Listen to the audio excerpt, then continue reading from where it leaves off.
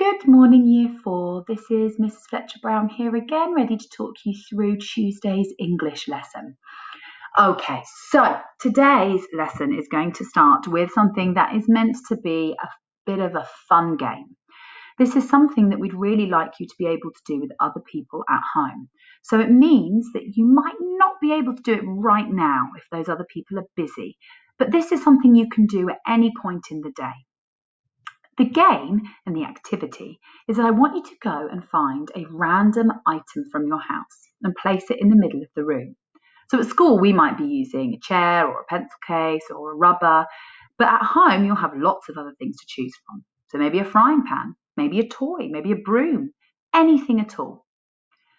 What we're going to ask you to do then is to improvise a piece of drama around this item. Now, that word improvise basically means that you are thinking on the spot, that you aren't planning this little piece of drama, this piece of acting. You don't really know what you're going to do next. There's no script, there's no direction. You are improvising the whole thing. So I want you to place that random item on the floor, walk into the room and begin acting a story that you're planning in your head as you go.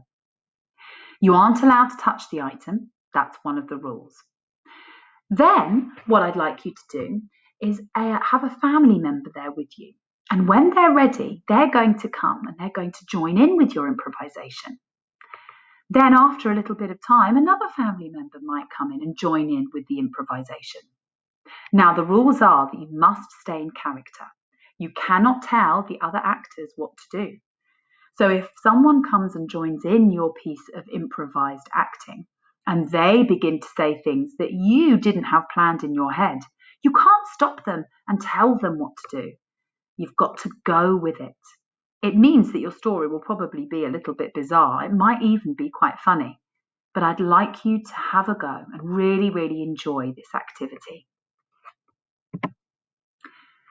So your play script would have been submitted yesterday and your class teacher will have given you some feedback on your play script. If you've got any edits that need to be done or if you need to finish off your play script, now's a good time to do that.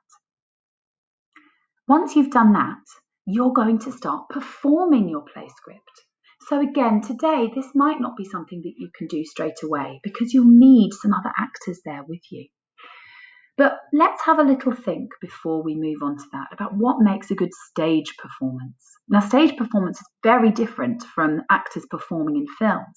In films, you can stop and start and do lots of edits and have lots of takes. Stage actors have to be ready to perform the whole thing from start to finish. They're also doing it live in front of an audience, which means that they have to consider lots and lots of things. There isn't a camera that's going to be moving around them, showing the audience their face. So it's really important that they always face the audience, that they don't turn their back on them. And this is what you'll have to remember today when you and your family members are acting out your play script.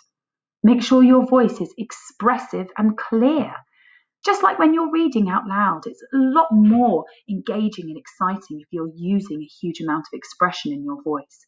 And make sure that you're pronouncing your words incredibly clearly. Make sure that you speak louder than you usually would. Because remember, if someone is performing in a theatre, there won't necessarily be lots of microphones all around the room for the audience to hear clearer. They'll have to speak incredibly loudly and clearly so that everyone, even the people in the back, can hear. Make sure your body movements are bigger than you normally would do so that they can be seen as well. So it might feel like you're over-exaggerating, that you're being a little bit silly, but actually it just means that the audience will be able to understand what's going on even better. And remember to stay in character. Even when your character isn't speaking, you need to react to what the other actors are doing. So make sure that you are using your body language and your facial expressions to react to whatever the actors are saying. Okay, so now what we'd like you to do is have fun and start performing your plays. What we'd really like, if you're able to, is to video a section of your play and to submit that. If not, photos of you and your family acting out your play is absolutely fine.